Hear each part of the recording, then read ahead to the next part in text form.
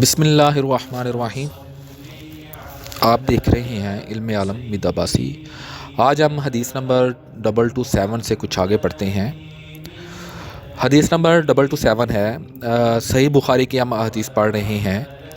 حدیث نمبر 227 ہے، حیض کا خون دھونا ضروری ہے۔ اس بارے میں حدیث ہے، ہم سے محمد ابن المثنیٰ نے بیان کیا، انہوں نے کہا ہم سے یحییٰ نے ہشام کے واسطے سے بیان کیا، ان سے فاطمہ نے اسما کے واسطے سے، وہ کہتی ہیں کہ ایک عورت رسول اللہ صلی اللہ علیہ وآلہ وسلم کی خدمت میں حاضر ہو کر عرض کیا کہ یا رسول اللہ، فرمائیے ہم میں سے کسی عورت کو کپڑے میں حیض آ جائے تو وہ کیا کرے؟ آپ صلی اللہ علیہ وآلہ وسلم نے فرمایا کہ پہلے اسے کھرچے، پھر پانی سے رگڑے اور پانی سے دھو ڈالے اور اسی کپڑے میں نماز پڑھ لے۔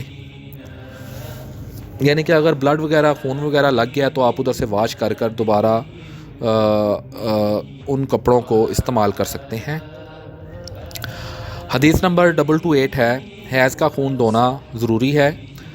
ہم سے محمد بن سلام نے بیان کیا، کہا مجھ سے ابو معاویہ نے، کہا ہم سے ہشام بن عروہ نے اپنے باپ عروہ کے واسطے سے، وہ عائشہ رضی اللہ تعالیٰ عنہ سے نقل کرتے ہیں، وہ فرماتے ہیں کہ ابو حبیش کی بیٹی فاطمہ رسول اللہ صلی اللہ علیہ وآلہ وسلم کی خدمت میں حاضر ہوئی اور اس نے کہا کہ میں ایک ایسی عورت ہوں جسے استحاضہ کی بیماری ہے، اس لیے میں پاک نہیں رہتی، تو کیا میں نماز چھوڑ دوں؟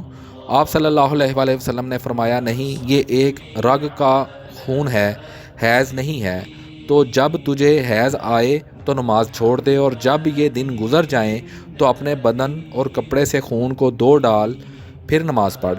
ہشام کہتے ہیں کہ میرے باپ عروہ نے کہا نبی کریم صلی اللہ علیہ وآلہ وسلم نے یہ بھی فرمایا کہ پھر ہر نماز کے لیے وضو کر، یہاں تک کہ وہی حیض کا وقت پھر آ جائے۔ یعنی کہ اگر کسی کو ویسے استحاضہ یعنی کہ ویسے بلڈ وغیرہ آتا رہتا ہے تو اس کا یہ مطلب نہیں ہے کہ آپ نماز چھوڑ دیں۔ تو اس کے لیے یہی ہے کہ جب آپ کو حیض کا ماہواری وغیرہ ڈیٹ وغیرہ آپ کو آئی ہو، ان دنوں کو آپ چھوڑ سکتی ہیں۔ اس کے علاوہ اگر آپ کو بلڈ وغیرہ یا ویسے داغ وغیرہ لگ رہا ہے تو اس حالت میں آپ وضو کر نماز پڑھ سکتے ہیں، وہاں سے آپ کپڑا دھو لیں اور وضو کر نماز پڑھ سکتے ہیں۔ یہ حدیث سے ثابت ہے۔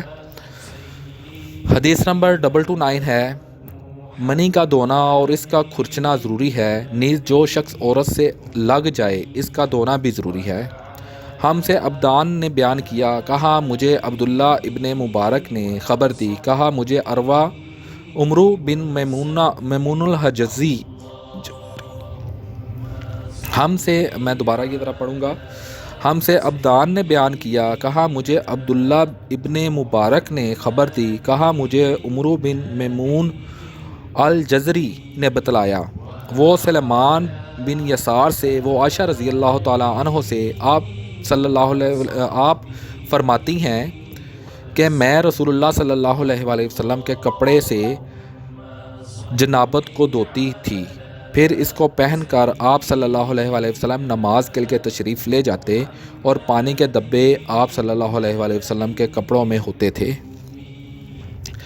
یعنی کہ اگر کچھ ایسا ہو جائے تو اس کو واش کر آپ وہ کپڑے استعمال کر سکتے ہیں۔ یہ حدیث سے ثابت ہے۔ اکثر لوگ جو ہے وہ اس کو نہیں جانتے، بہرحال ایسا کیا جا سکتا ہے۔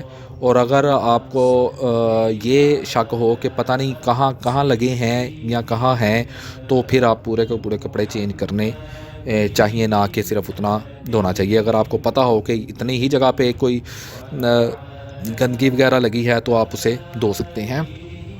حدیث نمبر 230 ہے، منی کا دھونا اور اس کا کھرچنا ضروری ہے، نیز جو چیز عورت سے لگ جائے اور اس کا دھونا بھی ضروری ہے۔ یہ بھی حدیث اسی کے بارے میں ہے۔ ہم سے قتیبہ نے بیان کیا، کہا ہم سے یزید نے، کہا ہم سے عمرو نے سلمان سے روایت کیا، انہوں نے کہا کہ میں نے عائشہ رضی اللہ تعالیٰ عنہ سے سنا۔ دوسری سند یہ ہے کہ ہم سے مسدد نے بیان کیا، کہا ہم سے عبد الواحد نے، کہا ہم سے عمرو بن میمون نے سلمان بن یسار کے واسطے سے نقل کیا، وہ کہتے ہیں کہ میں عائشہ رضی اللہ تعالیٰ عنہ سے اس منی کے بارے میں پوچھا جو کپڑے کو لگ جائے، تو انہوں نے فرمایا کہ میں منی کو رسول اللہ صلی اللہ علیہ وآلہ وسلم کے کپڑے سے دھو ڈالتی تھی، پھر آپ نماز کے لیے باہر تشریف لے جاتے اور دھونے کا نشان یعنی پانی کا دبے آپ صلی اللہ علیہ وآلہ وسلم کے کپڑوں میں باقی ہوتے۔ آج ہم نے حدیث نمبر 230 تک پڑھی۔ اللہ تعالیٰ آپ کو اور مجھے سمجھنے کی توفیق عطا فرمائے۔ اللہ تعالیٰ آپ کا حامی و ناصر ہو۔ اللہ حافظ۔